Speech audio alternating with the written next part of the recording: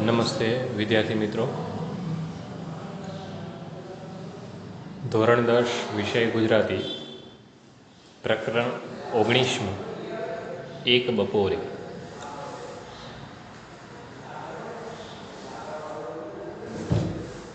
એક ખેડૂત જે જગતનો તાત કહેવાય છે, એની સ્થિતિ, પરિસ્થિતિ, એની મહેનત વગેરેનું વર્ણન આ કાવ્ય દ્વારા થયું છે. આ કાવ્યમાં કવિએ એક બપોરની વેળાનું દ્રશ્ય ઊભું કર્યું છે, જેને આપણે મધ્યાહન પણ કહીએ છીએ, બપોરના સમયનું વર્ણન. પરંતુ આ શીર્ષક એક બપોરે પાછળ એના જીવનનો એક મધ્ય ભાગ છે, એનું વર્ણન છે. એક પ્રતિકાત્મક એક વાત આ શબ્દ દ્વારા, આ શીર્ષક દ્વારા કવિએ ઊભી કરી છે. એને જુવાનીમાં જ્યારે ટીબી થયું હતું, એ ટીબી જેવા સમય પણ, જે આ ટીબી જેવા મહામારી જેવા રોગના ભોગ બન્યા હતા, અને એ સમયે એમને એમના જીવનમાંથી ઘણો બધો રસ ઉડી ગયો.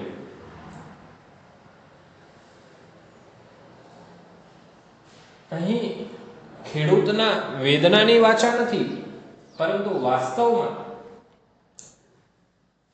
ખુદની વેદના કેવી છે એ વ્યક્ત થઈ છે. કાવ્યમાં આવતા કેટલાક જે શબ્દો છે, શેઢો, ઢોચકી, છાસ, ચલમ, તમાકુ, જે તમાકુ પીવા માટે હોય છે તે ચલમ, તાપણું, બળદ, હળ વગેરે એ ખેડૂતની આસપાસ વણાયેલા શબ્દો છે. ખેડૂતનું એ જીવન બની જતું હોય છે. આ બધા શબ્દોની આસપાસ જ એક ખેડૂતનું જીવન ચાલતું હોય છે. હવે આ કાવ્યનાયક છે, એને આ શબ્દોને પ્રતીક બનાવીને પોતાના જીવનમાં હવે કોઈ રસકશ રહ્યા નથી કોઈ પ્રકારનો રસ, નથી કોઈ કશ. એ ભાવ વ્યક્ત થયો છે. કાવ્યમાં સારસીનો ઉલ્લેખ એ એની પ્રિયતમા કે એની પત્નીનું પ્રતીક બની જાય છે. સારસી મારા કે છે કે હવે ઉડી ગઈ સારસી, એટલે કે એની પ્રિયતમાનું જવાથી એને જાણે કે એ સર્વસ્વ છે. પ્રિયતમ કોને માટે સર્વસ્વ ન હોય? એટલે એને જીવનનો રસ આમ ઉડી ગયો છે, અને એના જે નજીકના બધા ઢોચકી છે, છાસ છે, તાપણું છે, એમાં પણ એને બહુ જાજો કસ રસ રહેતો નથી. તળપદી ભાષા દ્વારા કાવ્ય વધારે રસપ્રદ બન્યું છે. ચલો મિત્રો, હવે એનો રસાસ્વાદ જોઈએ. રાવજી પટેલ આમ તો બહુ જાણીતા ગુજરાતી ભાષાના શ્રેષ્ઠ સર્જકોમાંના એક. અસરુગર, ઝંઝા વગેરે એમની જાણીતી કૃતિઓ, લઘુ નવલો છે. આ એના અંગત નામના કાવ્ય સંગ્રહમાંથી લેવાયેલું આ કાવ્ય છે. પોતે એક ખેડૂત અને કૃષિ ક્ષેત્રે ખૂબ કામ કર્યું છે, સર્જન કર્યું છે, એટલે કૃષિ કવિ તરીકે પણ ઓળખાય છે. મારા ખેતરને શેઢેથી લ્યા ઉડી ગઈ સારસી, કે છે મારા ખેતરના શેઢેથી ઉડી ગઈ સારસી, એટલે કે છે કે મારા ખેતરના શેઢામાંથી પેલા સારસી ઉડી ગઈ. હવે કેવું એક આશ્ચર્ય ભાવ, આશ્ચર્ય ચિહ્ન સાથે વ્યક્ત કરે છે. એલા એટલે કે આપણે કોઈકને પણ ભાવવાચક શબ્દો તરીકે વિનીએ ત્યારે, કે મારા ખેતરના શેઢેથી એલા સારસી ઉડી ગઈ, માં ઢોચકીમાં છાસી પાછી રેડી દે, રોટલાને બાંધી દે, આ ચલમની તમાકુમાં કશ નથી, ઠારી દે આ તાપણીમાં ભારવેલો અગ્નિ. કે છે કે માં હવે આ ચલમમાં જે ભરેલી જે તમાકુ છે એમાં પણ મને હવે રસ રહ્યો નથી.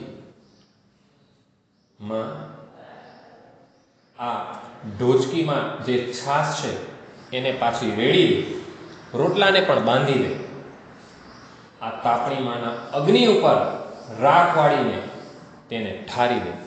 હવે અગ્નિને પણ ઠંડી કરે. હવે કશું હવે તાપણી કરવામાં કોઈ એને દિલચસ્પી નથી, રસ નથી. એ બધું નીરસ બની ગયું છે. એ સારસીના ઉડી જવાથી, એ સારસીના જવાથી એમનું જીવન નીરસ બન્યું છે. એ શબ્દમાં નોંધી લે છે કવિ.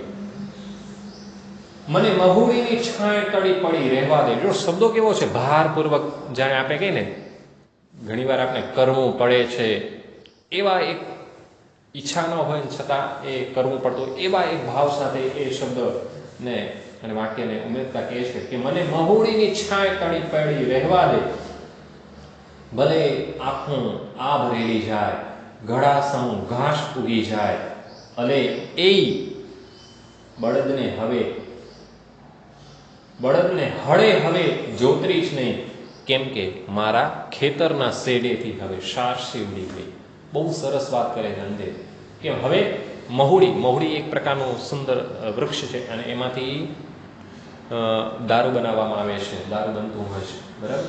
તો એના ફૂલો હોય છે, મહુડાના ફૂલો, એમાંથી દારૂ બને. એને સુકવ્યા પછી મને મહુડીની વૃક્ષની છાયા નીચે પડી રહેવા દે, ભલે આખું આકાશ હવે ને રેલાઈ જાય. ભલે મારા પર હવે આખું આકાશ એના પર મારા પર વરસી રે, ભલે ઘડા સુધી ઘાસ ઉગી જાય. હવે મારા ઘડા સુધીનું છેક ઊંચું ભલે ઘાસ ઉગી જાય. ક્યાં સુધી? ઘડા સમૂહ. એ હવે બળદને જ હવે જોતરીશ નહીં, કે છે કે હવે આપેલું જે એને હવે જોતરીશ નહીં, એટલે કે હવે જમીનને ખેડવાનું રહેવા દે.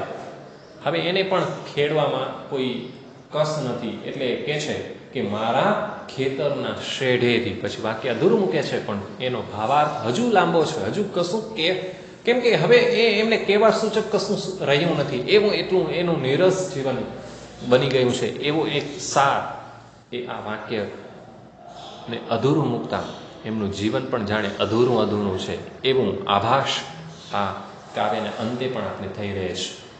તો મિત્રો, આ કાવ્યમાં એક પોતાની એક વેદનાને કેવી રીતે કવિ વાચા આપી છે. જો કવિ ખરેખર કલાકાર શા માટે છે? કારણ કે એ ધારે તે કાર્ય કરી શકે છે. પોતાની કાવ્યમાં પોતાની જાતને કેવી રીતે જોડી લે છે, પોતાની જાતનું વર્ણન કેવી રીતે કરી દે છે, પોતાની સ્થિતિને કેવી રીતે ચિતાર આપે છે, એ જણાવી દે છે. અહીં રાવજી પટેલ એટલા માટે શ્રેષ્ઠ કવિઓમાંના એક છે. તો મિત્રો, આ કાવ્યમાં એક ખેડૂતની આસપાસના જે જીવનને જીવંત બનાવતા જે બધા જ ઓજારો છે, એ ઓજારો પણ જાણે હવે એની પાસે બહુ જ ઝાંખા પાંખા થઈ પડ્યા છે અને એના જીવનમાં હવે કશું જ ખાવા પીવા સુદ્ધા એમને રસ રહ્યો નથી.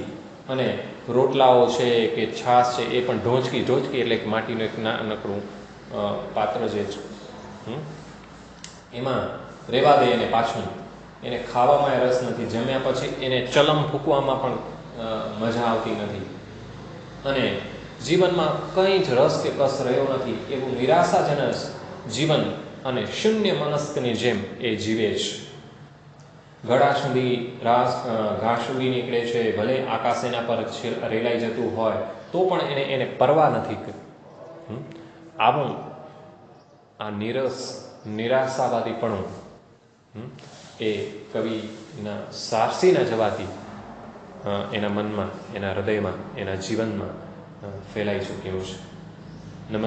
તો મિત્રો, એને કાવ્યના અંતે જે સ્વાધ્યાયના પ્રશ્નો છે એ આપ શ્રીએ મારા સુધી વોટ્સઅપના માધ્યમથી મૂકવાના છે. અગાઉનું હોમવર્ક ઘણા મિત્રોએ મોકલ્યું નથી. દિવાળીનું હોમવર્ક પણ તમારે આ 23 થી 27 તારીખની વચ્ચે અહીં જમા કરાવવાનું આવવાનું છે. જ્યાં સુધી હજુ પણ આ સ્થિતિ આપણે પાસે છે, આપણે નથી ગમતી એવી સ્થિતિ ઊભી થયેલી છે, તો પણ એની સામે લડતા સક્ષમ બનીને અભ્યાસને સદંતર આગળ ધપાવવું પડશે. ન સમજાય ત્યારે જરૂર મને સૂચન કરજો, વસ્તુની નોંધ કરજો કે જે આટલું ન સમજાણું એની પણ નોંધ કરી રાખજો. પરંતુ તમને પણ વધુ પડતી મહેનત કરવી પડશે મિત્રો. પરીક્ષાની જે રૂપરેખાઓ છે એ પણ બદલાઈ છે. એ પણ આપણે જ્યારે અનુકૂળતાઓ, આપણે જે બધું સ્થિતિ પરિસ્થિતિ વાસ્તવિક રીતે સામે આવી જશે ત્યારે એની પણ હું તમને લગભગ ગ્રુપમાં મોકલવામાં આવ્યું છે. હવે જે બહુ હેતુલક્ષી પ્રશ્નો વધુ હશે, પેપર ટૂંકમાં સરળ હશે, પરંતુ સરળને સહજ રીતે લેવાનું નથી, બહુ ગંભીરતાથી અભ્યાસ કરવાનો છે અને સારામાં સારા માર્ક્સ મેળવીએ આવી સ્થિતિઓમાં પણ આપણે એક શ્રેષ્ઠ વિદ્યાર્થી તરીકેનું એક અભ્યાસલક્ષી કાર્ય કરીએ તો ખરેખર એકદમ પ્રશંસાને પાત્ર કહેવાશે. તો મિત્રો, સ્વાધ્યાયના પ્રશ્નો મારી સુધી પહોંચતા કરશો એવી અભિલાષાથી નેક્સ્ટ ચેપ્ટરમાં ફરી મળીશું. Thank you.